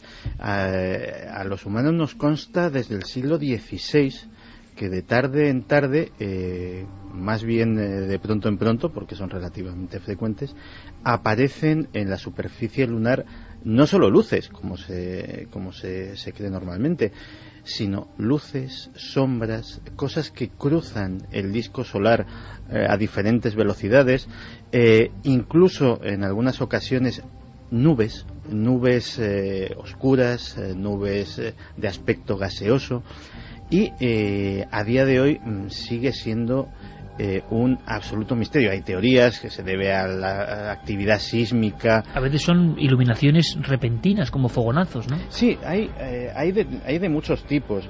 A mí personalmente me impresiona mucho una serie que rodó en los años 90 un astrónomo japonés, Hatsuo Mitsushima, que tuvo la fortuna de con la cámara acoplada a sus telescopios, pues durante unos años capturar una buena cantidad de este tipo de fenómenos, concretamente oscuros, de sombras circulares más que esféricas, que surcaban a bastante velocidad, muchas de ellas, el disco solar. Ya te digo, hay muchísimas teorías, pero como cierto, realmente todavía no se ha comprobado nada. Se ha dicho que puede ser debido desde a actividad sísmica, actividad volcánica, evidentemente algún tipo de fenómeno piezoeléctrico que por la propia actividad sísmica se produzca en la geología lunar, pero realmente a día de hoy los TLP siguen siendo un gran misterio. Científicamente, José Manuel, no hay terremotos en la Luna porque es un cuerpo que es inerte, o sea, no hay movimientos sísmicos, ni de hecho es tan estable y tan quieta la Luna que se ha pensado como un lugar de los más idóneos para colocar telescopios, grandes telescopios con espejos gigantescos que pueden ver. ¿Y qué son estas luces que se piensa que son fenómenos naturales, reflexiones, como muy bien decía Santi, algún tipo de reflejos extraños, interacciones probablemente de alguna clase de rayo cósmico con algún tipo de partícula que provocan fenómenos luminosos, pero no es nada material, es decir, es una explicación, fenómenos naturales en todo caso. José, ¿le está de acuerdo? Pues sí, de acuerdo. Lo que pasa es que hay una teoría que circula por ahí, a mí me gusta mucho, ¿no? Una de las ideas que pudiera explicar parte, ¿no? Yo creo que no todos, pero parte de estos fenómenos luminosos, todos estamos relacionados pues con la corriente estática, ¿no? Cuando pues a ti tú frotas algo y el pelo se te eriza, ¿no? Y todas estas cosas. Bueno, pues lo que se llama el regolito, que la superficie de la Luna es una especie de arenilla, ¿no? De polvo que estabais comentando antes, que se adhiere a todo tipo de cosas, ¿no? Es una especie de polvillo derivado de las piedras que se van deshaciendo y tal. Bueno, pues esa arena podría estar tener esa corriente estática, estar electrificada, para entendernos, y generar una especie de tormentas. En la Luna evidentemente no hay atmósfera y no puede haber tormentas, pero sí las podría haber eléctricas, y en ese sentido, si esa arena, digamos, para entendernos, ¿no?, se moviera en remolinos, sí podría generar una serie de luminosidades. Eso se está estudiando desde hace una serie de años como posibilidad. Aún así, claro, hay una serie de vídeos, incluso yo recuerdo uno hace un año escaso tomado por un observatorio ruso, que tú lo ves y es muy complicado, ¿no?, que eso explique algunos de esos fenómenos, ¿no?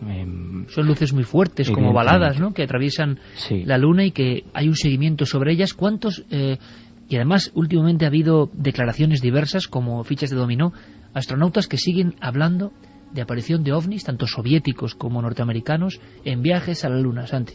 Sí, de hecho, fíjate que hace, pues sería un par de años, creo recordar que vimos nosotros la noticia y ahora le podremos escuchar, el propio Buzz Aldrin, que en su día le pegó un sonoro guantazo a Bar Sibrel, uno de los documentalistas que dicen que él no fue a la Luna, es decir, hombre muy poco dado a hacer bromas con las especulaciones sobre la veracidad de su viaje a la Luna y sobre las cosas que pasaron en ellas.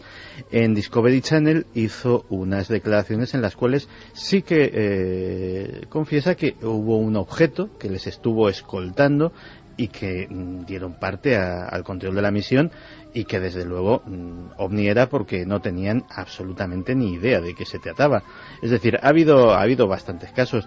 Cuando me preguntabas antes lo de ovnis y astronautas, lo digo porque la foto sí que es relativamente accesible y merece la pena. Alan Bean, en la misión del Apolo 12, tiene una fotografía hecha por su compañero, la típica fotografía de astronauta, fotografía de otro astronauta, y se ve el reflejo en el casco, en el que sobre el compañero de Bean, creo recordar Conrad, que se llamaba, aparece un objeto que a día de hoy nadie ha explicado lo que es. No se ha comprobado si podía ser un reflejo, no por la posición de las luces, si podía ser la propia Tierra incluso, que estaba detrás de ellos, también se ha descartado, y es un objeto extraño que está flotando en el cielo y tiene como una especie de aristas. Posiblemente en ese sentido la fotografía más curiosa, la más extraña. Vamos a escuchar a nuestros oyentes porque estamos sorprendidos. Primero, como siempre, por vuestra fidelidad. Segundo, porque hay un sinfín de cuestiones. Resolveremos solo, si es posible, algunas, y casi os pido ser casi telegrafistas también, ¿no?, en la respuesta. Pero desde luego el tema de la Luna, de cómo está el patio en torno a nuestro satélite, siempre genera una enorme expectación. ¿Por qué no hemos vuelto? Bueno, pues cada uno tiene su propia teoría. Jonas nos dice: el Apolo 11 dejó un espejo en la Luna. Mandando un pulso láser a este espejo se mide lo que tarda en volver la onda.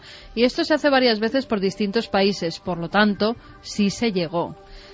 Carlos desde Alicante: vemos las fotos de la Luna que quieren que veamos. ¿Quién dice que las fotos que nos muestran de la cartografía de la Luna no estén trucadas y en realidad haya algo que nos ocultan? ¿Se puede decir algo a esto, José Manuel? Sí. Que el decir que se ha descubierto una civilización fuera de la Tierra crearía un caos en cuanto a creencias religiosas, y eso podría traer grandes conflictos.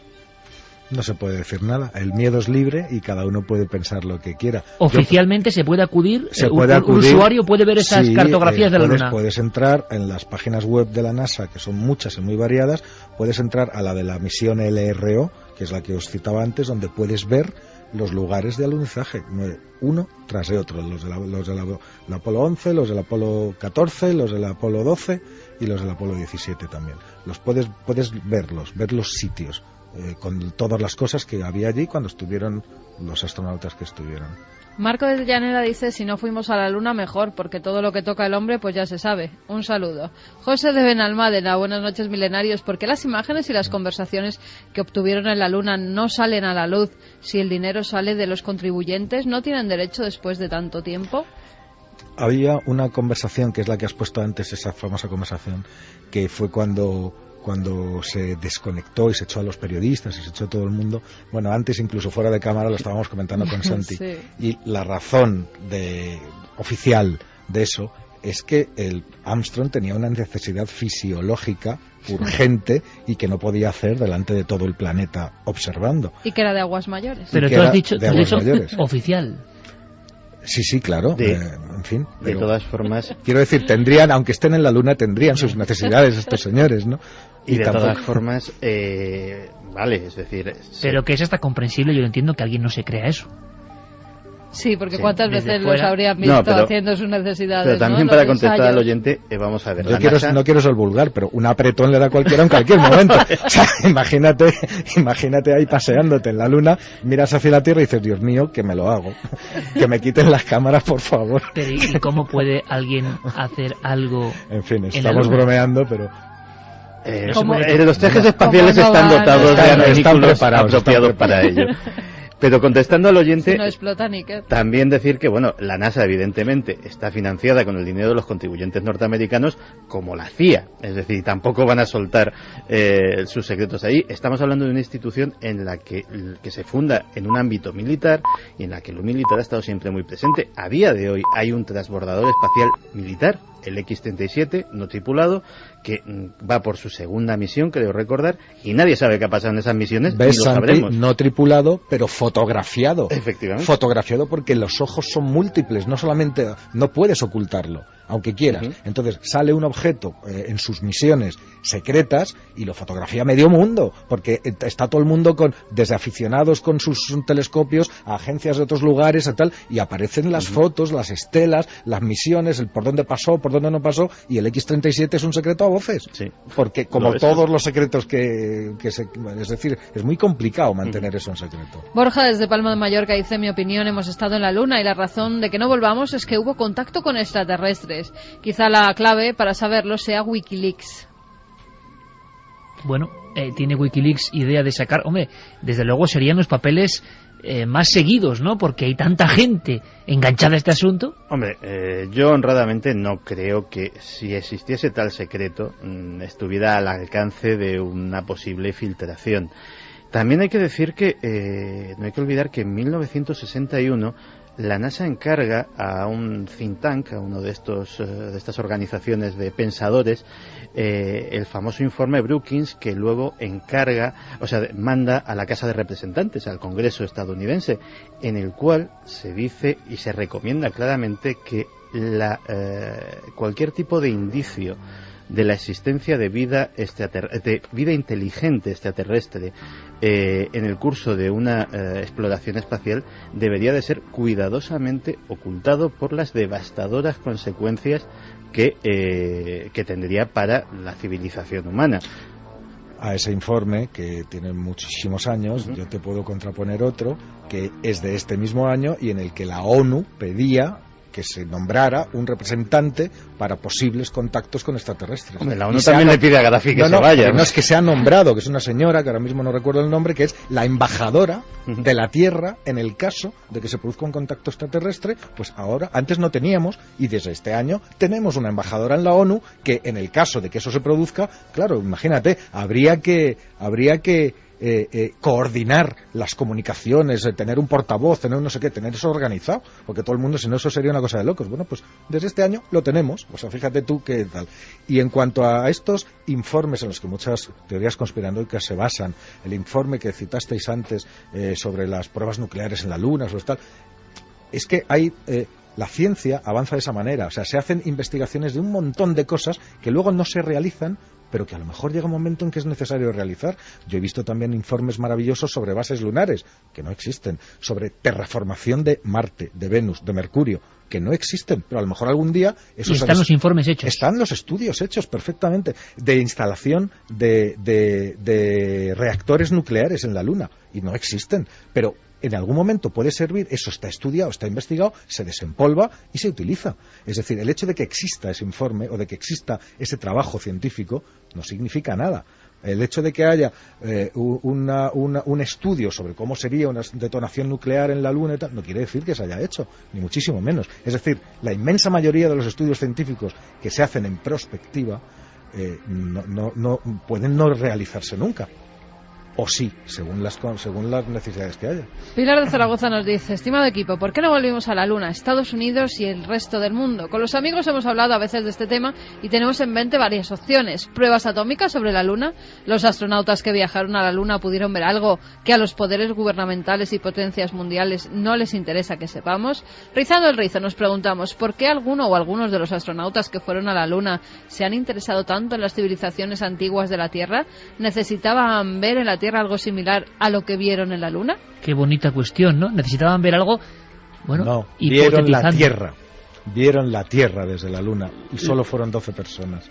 Y es que como los 12 apóstoles. Claro, yo veo eso desde allí y es que te entran ganas de saberlo todo. O sea, te entra una especie de... te debe de entrar, yo me lo he imaginado muchas veces, una especie de sentimiento místico y paternal, de decir, tengo todo el planeta mío. Todos han quedado absolutamente marcados. Quiero saber más cosas, soy el único que se ha salido de ahí para verlo desde fuera. Y hablaban con una sensación, José Manuel, Santi, José, que me parece muy bonito este término de epifanía, en el sentido de algo que trascendía, ¿no? Y que ya sabían que quizás su vida, lo decía precisamente Cernán, la persona con la que empezábamos este viaje del Apolo 17, el último que paseó por los montes Tauros, y decía algo así como que ya sabía que su vida iba a ir toda en declive, que no se podía llegar a esa cresta, a ese momento de ver la canica azul perdida en la nada y ser consciente de que el espacio era absolutamente inmenso.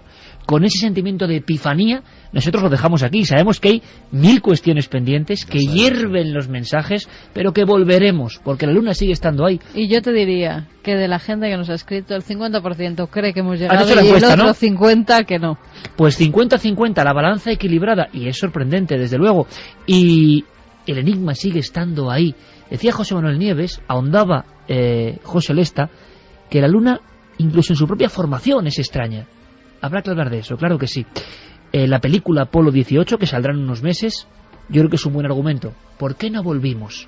Bueno, esperaremos desde luego a verla y quizá volver a montar otro debate como este, porque la Luna sigue siendo parte de nuestro inconsciente, de nuestra propia alma de humanos, porque estamos sometidos a su influjo.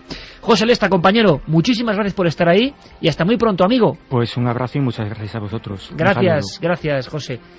José Manuel Nieves, como siempre, gracias por estar con nosotros, gracias por contarnos la ciencia con una perspectiva muy abierta, como tú tienes de buscador auténtico, periodístico, claro, y con términos que todos podemos comprender. Te lo agradezco mucho para que este programa sea absolutamente plural. Gracias. Gracias a ti, Iker. Santi, vamos a acabar con una hilera de voces, porque ahora nos vamos al túnel del tiempo, se va a abrir ya. Exorcistas españoles. No han hablado muchas veces los exorcistas españoles, han sido casi siempre parcos. Y es más, no traemos a Pedro Súñer, exorcista de Barcelona, al que ya entrevistamos aquí, a José Donsión, Portela, del Corpiño, al Padre Fortea, no los más clásicos, al Padre Amor del Vaticano, no. Esta noche toman el micrófono los exorcistas quizá más desconocidos. Vamos a ir hasta el año 80. Intervenciones pocas, pero contundentes. Terminamos Expediente Luna con Gopegui, con Francisco Anguita y con Miguel Gilarte, presidente de la Asociación Astronómica Española, hablándonos, según ellos, hipótesis oficial de que la economía ha tenido mucho que ver con esta larga espera en el regreso eterno a la Luna. El ir a la Luna cuesta muchísimo dinero y no tiene un retorno inmediato interesante. No se puede traer de la Luna nada porque es costosísimo. Se pueden hacer muchas cosas muy importantes a largo plazo de investigación. Pero ya sabe usted que la investigación pues no es el plato fuerte de los que gestionan el dinero. Yo creo que se trata de una cuestión económica, esencialmente. Claro que también habría que matizar, hemos vuelto a la Luna, pero no con tripulaciones humanas. Ocurre que las cosas que nos interesan de la Luna las están haciendo muy bien los robots. De manera que mientras se puede hacer con robots, pues no creo que se vuelva a la Luna. Los motivos de que no se regrese a la Luna desde el año 72 son dos. Primero, porque los americanos habían ganado la carrera de llevar el primer hombre a la Luna, con lo cual se perdió el interés. Segundo, porque era un coste incalculable de la misión, ¿no? Desde que se comenzó con las misiones Mercury. Pero es posible que costara cientos de miles de millones de dólares. En fin, un macroproyecto como jamás se había hecho y ni siquiera es comparable a los programas espaciales actuales. ¿Quieres conocer la respuesta? Milenio 3 en la SER.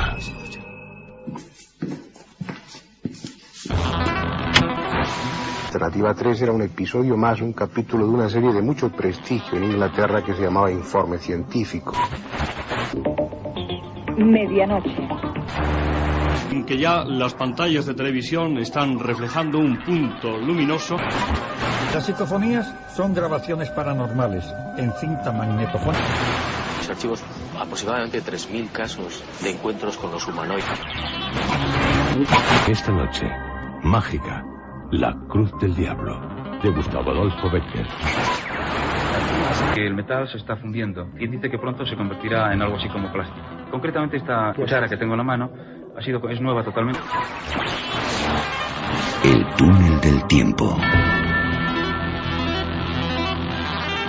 2:39. Diego Marañón, buenas noches. Hola Iker, buenas noches. Felices 800. Gracias amigo, gracias. Y gracias por estar ahí en el equipo con una de las secciones sin duda alguna más punteras, que es un poco nostalgia.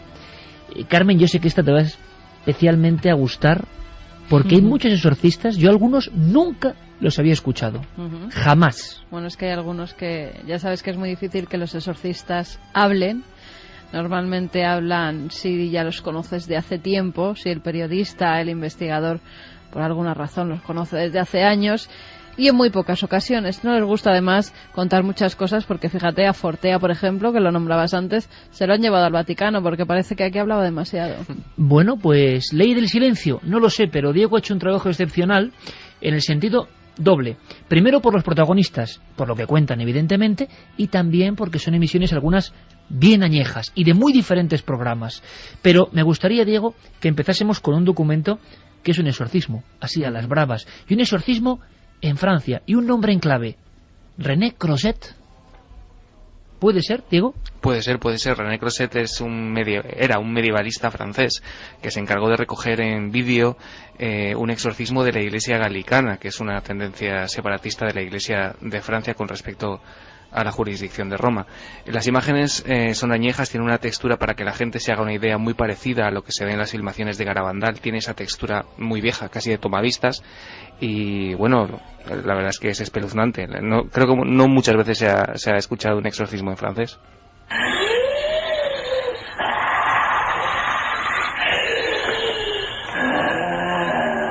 Satan, va-t'en. Que Jésus-Christ, vivant, nous défende par le signe de cette croix sacrée, nom du Père, du Fils et du Saint-Esprit. Brûlez! Et la croix, brûlez, voici la croix! Le bois de la croix de Sainte! Fuyez, ennemi!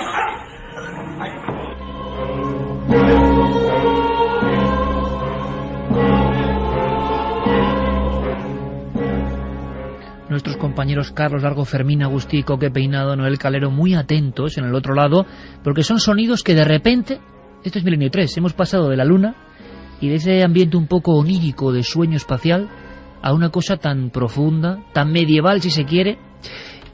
Tampoco...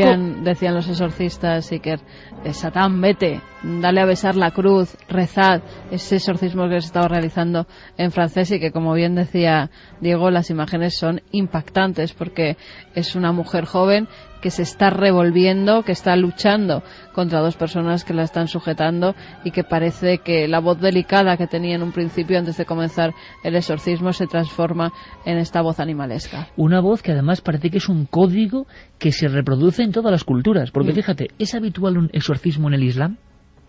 Pues es más habitual de lo que se cree. Sí que se hacen exorcismos en el Islam, además desde hace muchos años, porque la figura del demonio, del diablo, también está en esa religión, de un ser maligno. Y, claro, si trazamos una especie de hilazón entre rituales de exorcismo que han sido grabados, nos damos cuenta de que muchas veces los comportamientos, la energía maléfica, podemos decirlo así, que transmiten las palabras, los gestos, las fuerzas, es algo idéntico casi, es como una misma histeria para algunos, para otros una fuerza, ¿no?, que está influyendo ahí. Exorcismo en el Islam. Vamos a escuchar algo, ¿verdad, Diego? Sí, como decía Carmen, el rito del exorcismo en el Islam es bastante más usual de lo que se cree. Lo que pasa es que en vez de recitar fragmentos del ritual romano, lo que se recita son suras, ¿no?, del Corán.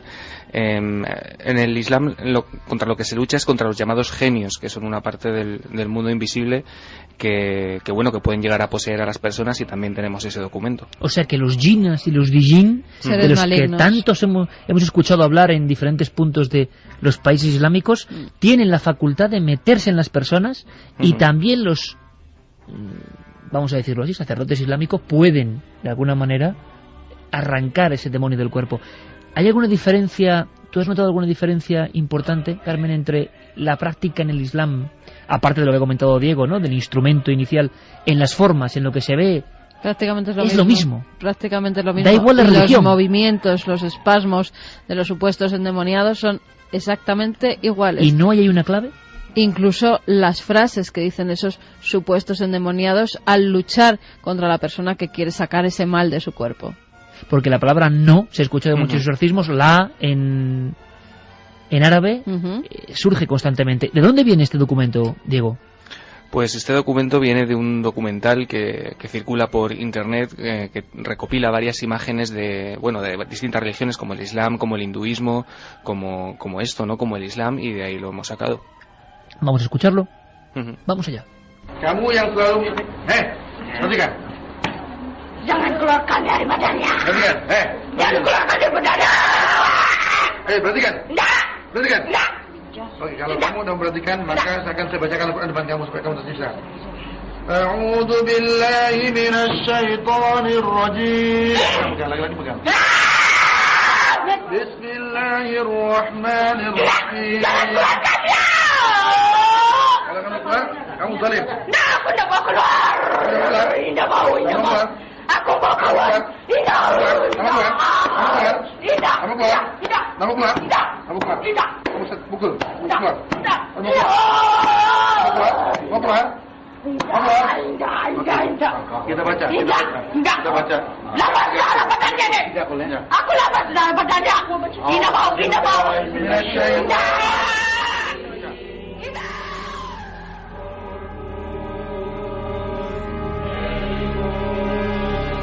al final el exorcismo, que parece que trasciende las propias religiones, se convierte en un acto de fe, de histeria, de presencia del misterio. Yo creo que es un lujo contar con la voz que viene a continuación, porque tanto hemos hablado de este personaje, el padre Solá, Diego. Sí, el padre Francisco de Paula Solá y Carrió, que era su nombre completo.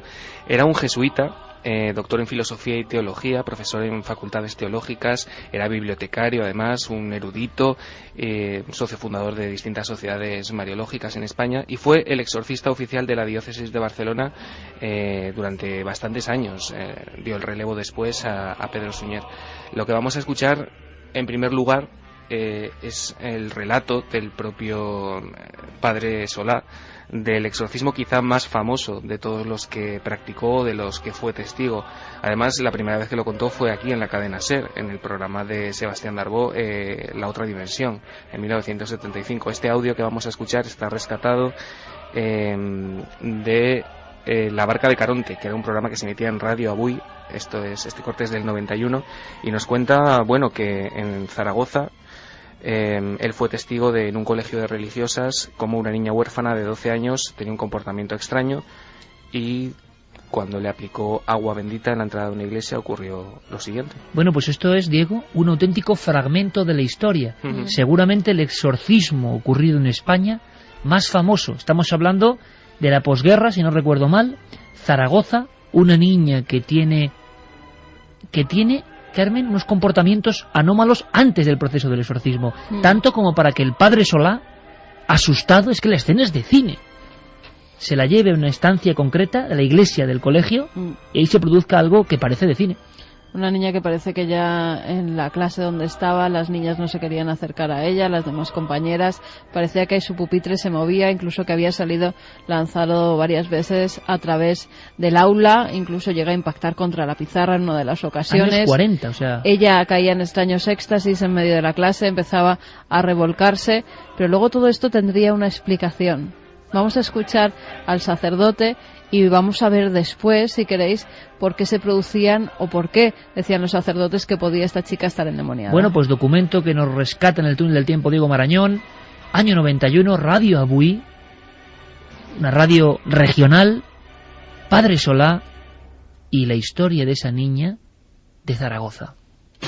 Padre Solá, es cierto que en ese caso que usted ha contado varias veces de aquella chica que estaba poseída, cuando le roció con agua bendita, surgió, pues, se produjo una levitación. Sí, eso es cierto.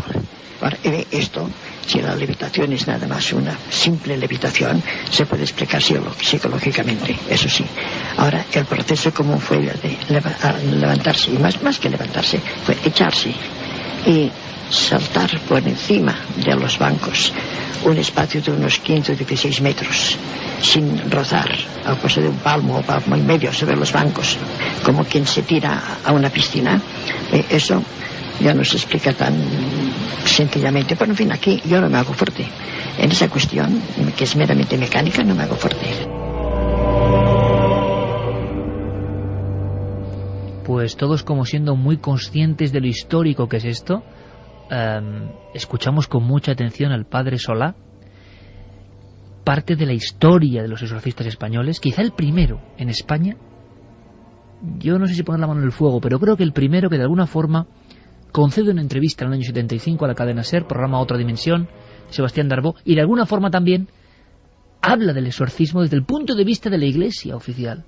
Creo que era un paso de gigante, y esa historia tiene un final.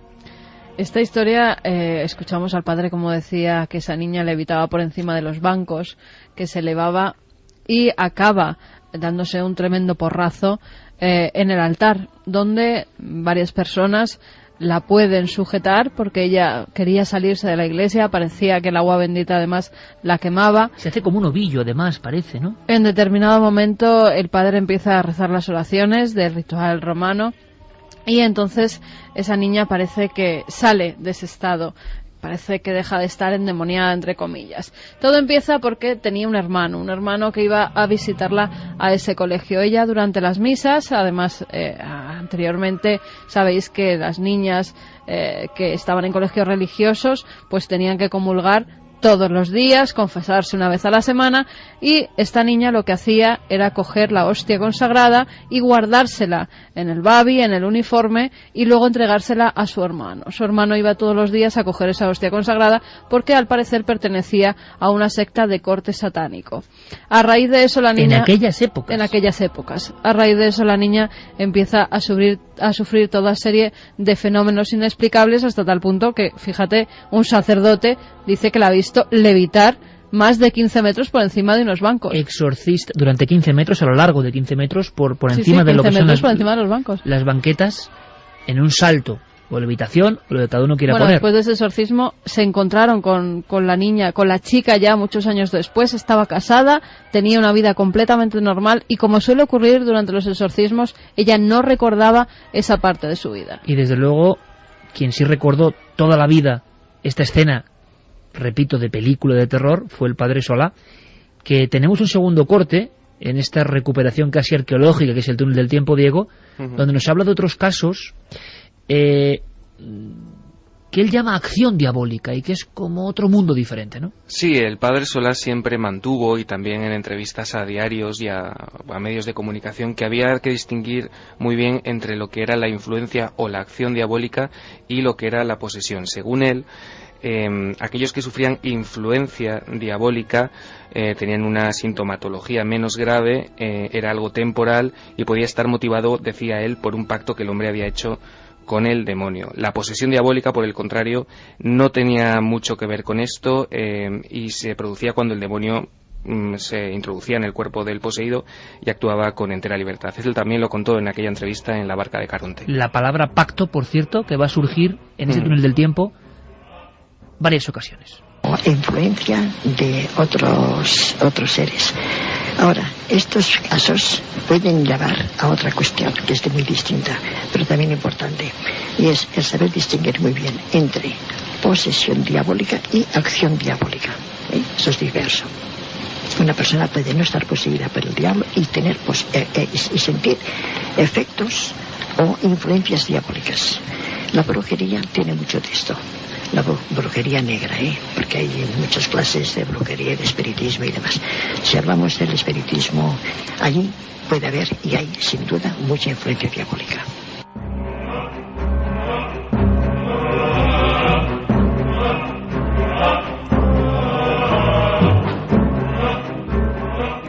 Estamos ya embozados en lo más negro de la noche, sin duda alguna, con un tema que llega, que cala, que parece del medievo, pero sigue también ahí, en lo hondo del alma colectiva. ¿Quién es David Gascón, Diego?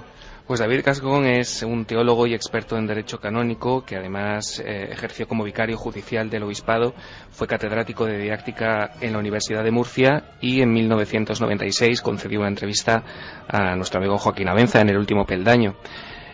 Ahí, fíjate, contó un caso muy parecido a este del padre Solá, que tal y como comentaba Carmen, esos detalles, pues en esta ocasión David Gascón comentó, entre otros casos, cómo él había sido testigo de la supuesta posesión de una niña de 12 años en Alicante. Más o menos el desencadenante era muy parecido a lo que ha contado Carmen. Se repetía también, ¿no? De tipo satánico, exacto. Con 12 años. Sí, sí.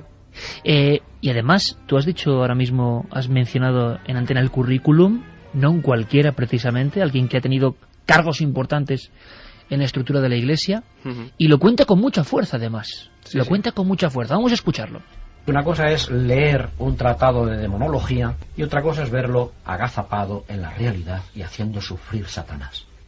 La primera experiencia fue con una niña de 12 años en Alicante.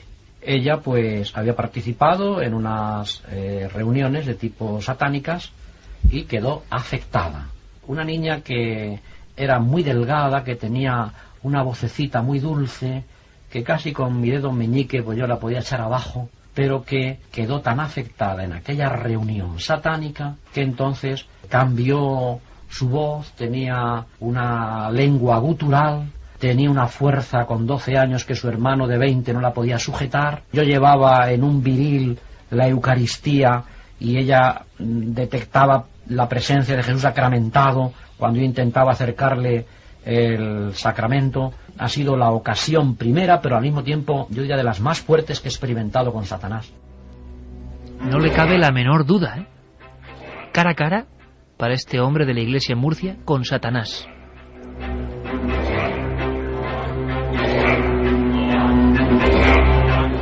Diego, incluso hay otra, vamos a decirlo así, terminología, incluso área de investigación de los exorcistas que nos interesa, que es cuando se encuentran en casas con fenómenos que llamaríamos paranormales, pero que interpretan desde el punto de vista de la religión. Exacto, para un grupo de investigación a lo mejor en temas parapsicológicos estaríamos hablando de un poltergeist. En ese caso, para la religión católica y para la figura del exorcista sería más una infestación, ¿no? Cuando un espíritu parece que se apodera de una casa. También hablo de ello David Gascón en El último peldaño. Los ruidos en las casas, las voces, las puertas que se abren, todas estas cosas anómalas que ha bastado una simple bendición. A veces celebro la Eucaristía en la casa y después de la celebración eucarística allí me han dicho que siempre ha habido una gran paz. Recuerdo aquí en una casa en Murcia también un piso que lo querían ya incluso pues dejar, vender, irse a otro, porque allí había ocurrido un suicidio. Después del suicidio del esposo, pues un niño también pues cayó por la ventana a la calle y ocurrían cosas muy extrañas. Y bendito sea Dios que desde aquella celebración eucarística y bendición del piso volvió la normalidad a la casa y esa familia vive felizmente hoy en su hogar de siempre. Fenómenos en las casas, voces, objetos que se mueven. ¿Por qué no terminamos esta hora, aparte de con esta banda sonora de las campanas tubulares que no necesita ninguna presentación, con esa palabra que yo te decía, Diego, que se va a repetir constantemente y luego proseguimos en la siguiente hora? Pacto. Sí, además que David Gascón lo recalca, dice que probablemente es una de las cosas más importantes que vaya a decir en esa entrevista, y es que la posesión para él siempre se desencadena por una razón, por una alianza o un pacto con el diablo. Y entonces hacen un pacto satánico y es cuando se dan las posesiones. Nunca, si no ha habido pacto satánico, puede que sea lo más importante que yo diga aquí esta noche, nunca hay posesión, porque se da mucho ese miedo. La posesión es la actuación de Satanás sobre la voluntad de la persona, pero para que él llegue a invadir la voluntad de la persona, tiene que haber habido como una alianza con él, como un pacto. Algunos incluso le sacan la sangre del brazo izquierdo, porque dicen que es la sangre más cercana al corazón, y con esa sangre firman el pacto con Satanás. Y nos queda Ceferino Santos, nos queda el padre Pilón, nos queda el padre Nicolás López, nos queda Jordi Mora, nos queda la historia, muchas veces marginal, tabú, apartada, de estos hombres, con sotana o sin ella, que como si fuesen protagonistas de viejas